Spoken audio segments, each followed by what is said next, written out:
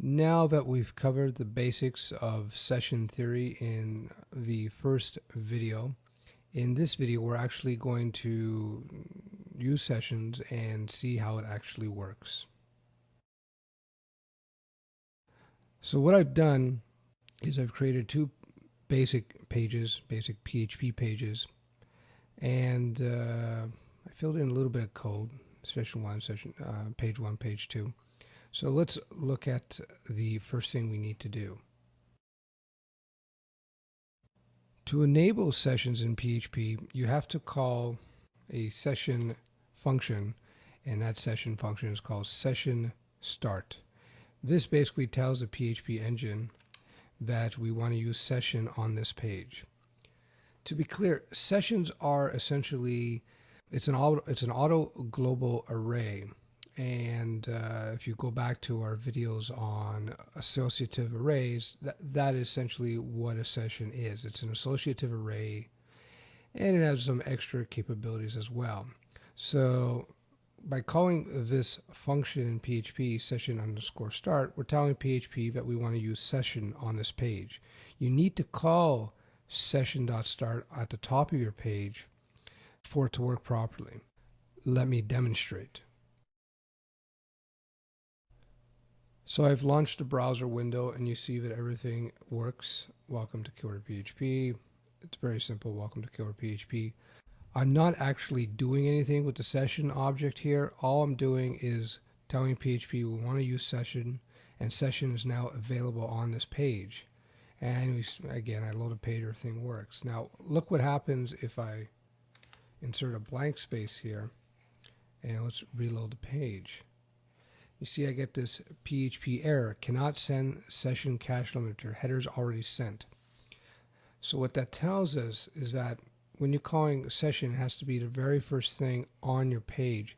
Even a blank space like this is enough to cause a session to malfunction on your page. I don't want to get into all the nerdy details why this is the case. What it comes down to is that session information has to be sent in the header as opposed to the body. It's the way in which web pages are sent down to the browser from the web server. First they send the header, and number two, they send the body. This would be the body, of course, all this stuff. So if you don't set your session start at the very header of your page, you're going to have this error down here. I've set it back again, and if I press refresh, you see session is now operating correctly on the page. Like any other arrays, sessions have to be given values. So let's do that up here. And I'm just going to cut and paste this into place. And what I've done is I basically called the session auto global. We know it's an auto global because we have the $_ and session. We've seen these type of auto globals or super globals when we were processing forms. It's the same type of thing. Session auto globals are accessible on any page in your PHP site as long as you have session start called at the top of your page. So I've set up a session auto global variable. I called it time, and I've assigned it the value of date. Now this is a date function, and this date, this is the argument. We talked about functions in a previous video. It tells basically the date function how to format the date information. So I've inserted this date information into session. So let's see what happens when we load our page. And nothing should change for us visually because we haven't actually told PHP to do anything visually. So now that this value, the date, is in our session time, we should be able to access this value in any session enabled page. So let's go to session.php, and you see I've already enabled the session here, and I'm just going to now access that session value. The shortcut way to do this is just to call the session function, just to echo out the session value. Again, it's a super global array. It's an auto global array. And if you recall back when I did the arrays videos, I was talking about how arrays were used everywhere in PHP, how we used it in form processing, And this is another example of how we're using arrays or knowledge of arrays, in this case associative arrays, with session. So here we go, we're just echoing out the value of whatever's held in session time. So let's just save that, and let's actually test this out. So you see in our first page where we actually set the session value, right? We've assigned time a value, and then down here, well, we've done nothing else. We just have a link linking to our second page. So let's actually try this out in the browser. Here we go again. Let me just refresh. So when I first hit this page, the first page, it sets the session value, which is the time value. So now I'm going to go to that second page, and we see, sure enough, the value is held here, which is the current time, or the time at which we actually set the value. Now, let me refresh this. You notice the time is not changing.